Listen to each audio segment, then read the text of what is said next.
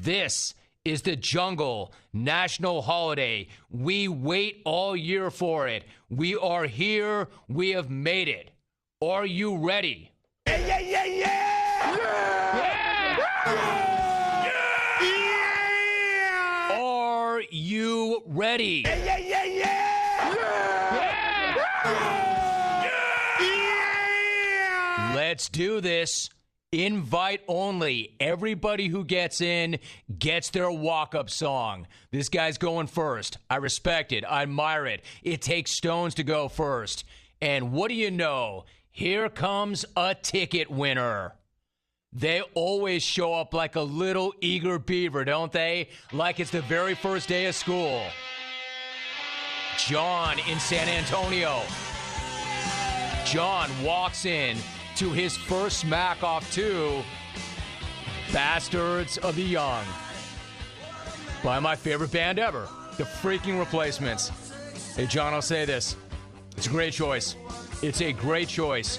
Either you have amazing taste in music or you're making a very sharp attempt to butter up the host.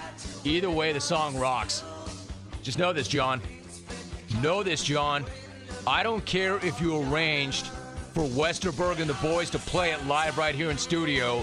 You will still get run in 30 seconds if you prove that you do not belong. Let's see what you got, Rook.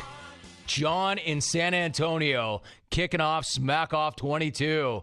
John, what's up? How are you? Hey, Jimmy, the SmackOff is finally here, or as those pasty white moose sniffers in America's Attic call it, Canada Day. Hey, Canada, way to gravy train an American institution like the SmackOff to get some publicity for your little holiday. Hey, Romy, Canada is known for producing star linebackers, maple syrup, and Molson Ice, but what they couldn't produce this year is an NHL playoff team or a SmackOff caller. Back to the shallow end, you mullet-riddled hosers. Hey, Jim, those perennial losers, the 76ers, took Ben Simmons with the first pick in the NBA draft. You know, they say he's the most complete player to come out since LeBron James. You know, this is great for Philly fan.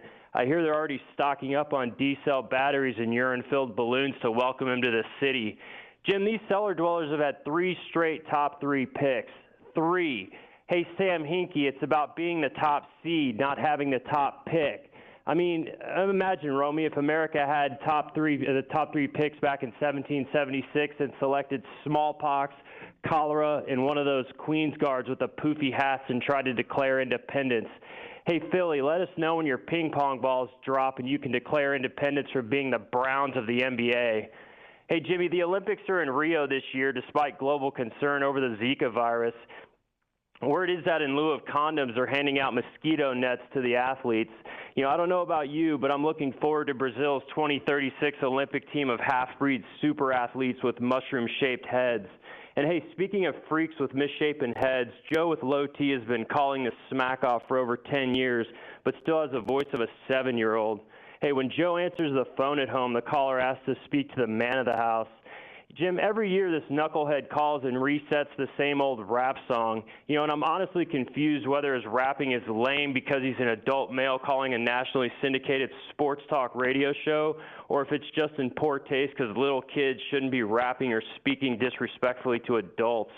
And, Jim, I'm genuinely worried about Warrior Fan. You know, that bandwagon has to be more barren than Vic and NoCal's soul. You know, not only did the Dubs blow a 3-1 series lead, they did what no one had done in 52 years.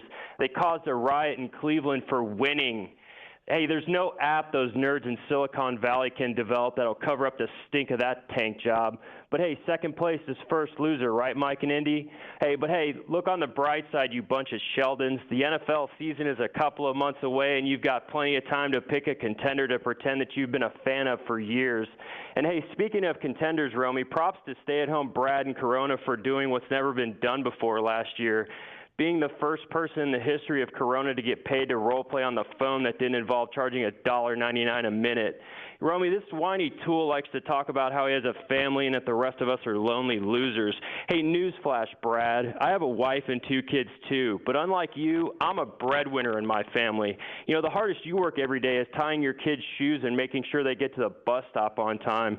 You know, and thank God you won last year. I'm sure your wife appreciated you finally contributing something to the bottom line besides lame stories about how you call this sports talk radio show, you loser. Oh, and one last thing, Jim. Trapper, if you're listening to this, hey, the clones wish you a full and speedy recovery, my friend. You know, I'm sure that Connie is there with you by your side, but we are all there with you in spirit.